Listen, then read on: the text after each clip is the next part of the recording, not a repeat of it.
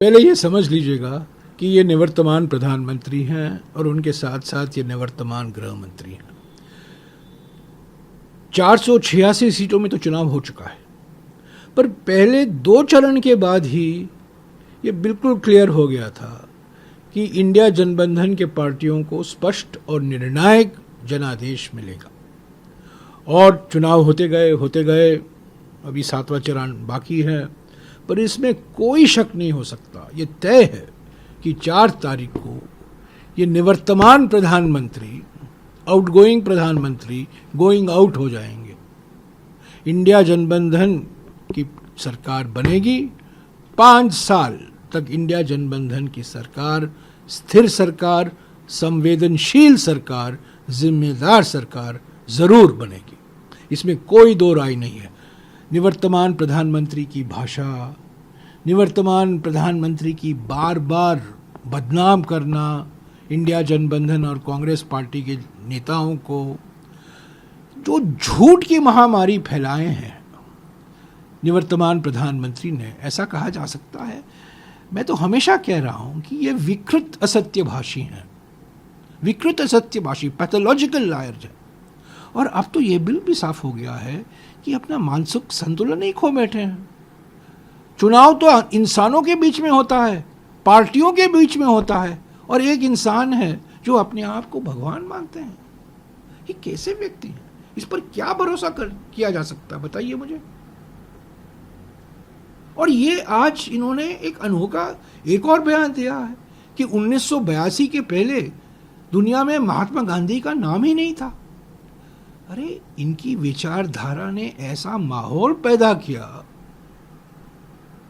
कि महात्मा गांधी की हत्या हुई, गोडसे की पूजा होती है आजकल, और यही विचारधारा से निवर्तमान प्रधानमंत्री जुड़े हुए हैं।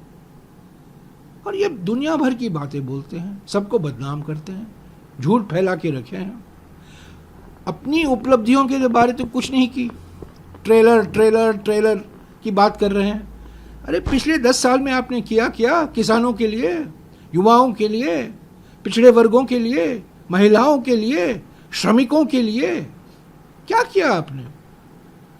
पिछले 10 साल तो अन्याय काल था ना। लेकिन सर, आपके जाति दिख रही है, क्योंकि अभी भी मैं बयानों की बात कर रहा हूँ। अभी आपसे गृहमंत्री का बयान ये आया है कि 4 जून को जो 2 शहजादे हैं, राहुल गांधी और अखिलेश यादव, वो प्रेस कॉन्फ्रेंस करेंगे और साफ तौर पर ईवीएम का हवाला देंगे और ईवीएम के ऊपर साफ बात करेंगे। कांग्रेस जो है वो डरी हुई है। पाकिस्तान की भी एंट्री है इसके अंदर। कहते हैं कि पाकिस्तान से डरना चाहिए कि वहाँ एटम बॉम्ब है, वहाँ डरना चाहिए। कितने बार प्रधानमंत्री गए, निवर्तमान प्रधानमंत्री कितने बार गए पाकिस्तान, बताइए? कितने बार चीन के राष्ट्रपति से मुलाकात की? और 19 जून 2020 को किसने क्लीन चिट दी चीन को? 2024 का चुनाव इस किताब के आधार पर लड़ा जा रहा है। राहुल गांधी जी अपने सभी पब्लिक रैली में, सभी सार्वजनिक सभाओं में इस किताब का जिक्र कर रहे हैं। ये क्या है? भारत का संविधान, बाबा साहब अंबेडकर का संविधान, सामाजिक न्याय का संविधान, आरक्षण का संविधान जो खतरे में है। मैं निवर्तमान प्रधानमंत्री से सीधा 2 सवाल करना चाहता हूं। क्या आप सामाजिक, आर्थिक और जाति जनगणना कराएंगे कि नहीं, ये बताइए। क्योंकि गिनती के बिना SC, ST और OBC को, अनुसूचित जाति, अनुसूचित जनजाति और पिछड़े वर्गों को आरक्षण का पूरा हक मिलना असंभव है। और दूसरा सवाल, इस संविधान की नवी सूची में सिर्फ तमिलनाडु का अधिनियम शामिल है। 69% आरक्षण है तमिलनाडु में, जो गैर कानूनी नहीं माना जाता। सुप्रीम कोर्ट ने 1992 में कहा था ना, 50% की सीमा लगनी चाहिए SC, ST और OBC आरक्षण के लिए। पर 1994 में जब नरसिम्हा राव जी प्रधानमंत्री थे, इस संविधान का संशोधन किया गया, नवी सूची में तमिलनाडु का अधिनियम शामिल किया गया। क्या आप 50% की सीमा हटाएंगे, बढ़ाएंगे?